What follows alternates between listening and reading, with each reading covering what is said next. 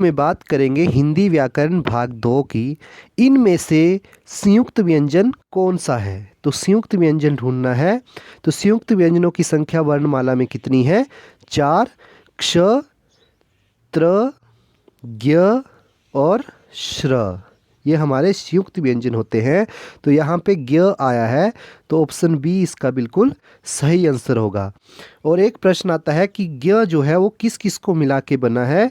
तो ज्ञ जो बना है वो ज जमा य जमा अ को मिला के बना है ज्ञ। तो ये भी याद रखना है। अगला प्रश्न है, निम्नलिखित में से कौन सा वर्ण उच्चारण की दृष्टि से दंत्य नहीं है? तो जो तवर्ग होता है उसकी सारी ध्वनियाँ कहाँ से निकलती है? दंत से निकलती है। तो इसमें त, थ, द, ध, न, ये सारे दंत के आगे, और इसका जो सही आंसर होगा वो होगा डी, ट। जिन शब्दों के अंत में अ आता है उन्हें क्या कहते हैं? तो जिन शब्दों के अंत में अ आए उन्हें अकारांत शब्द कहते हैं। Option D. अगला प्रश्न है, क्ष वर्ण किसके योग से बना है? तो क्ष वर्ण जो है वो किसके योग से बना है? क जमा श जमा अ, और यहाँ पे क के नीचे हलंत नहीं दिया है, तो क के नीचे हलंत भी होता है। अगला प्रश्न है, हिंदी वर्णमाला में स्वरों की कुल संख्या कितनी है? तो हिंदी वर्णमाला में स्वरों की संख्या कितनी है? Option B 11।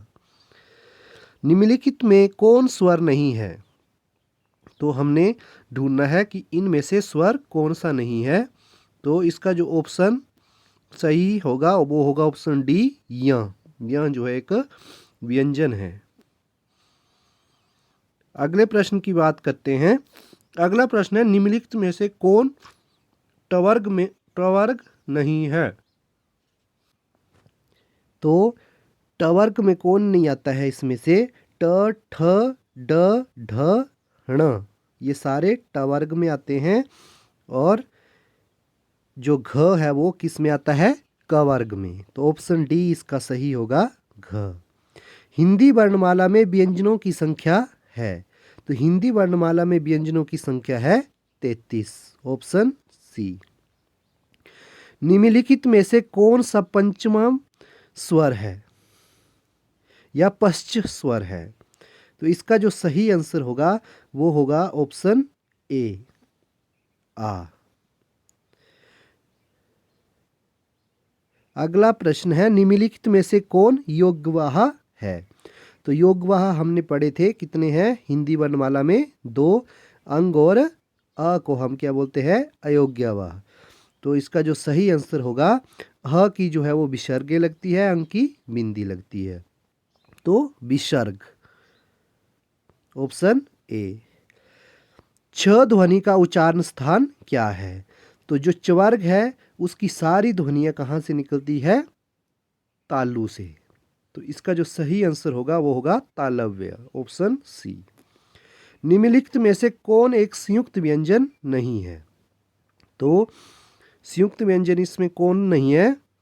क्ष भी संयुक्त व्यंजन है, त्र भी, ज्ञ भी, इसमें श जो है वो संयुक्त व्यंजन नहीं है।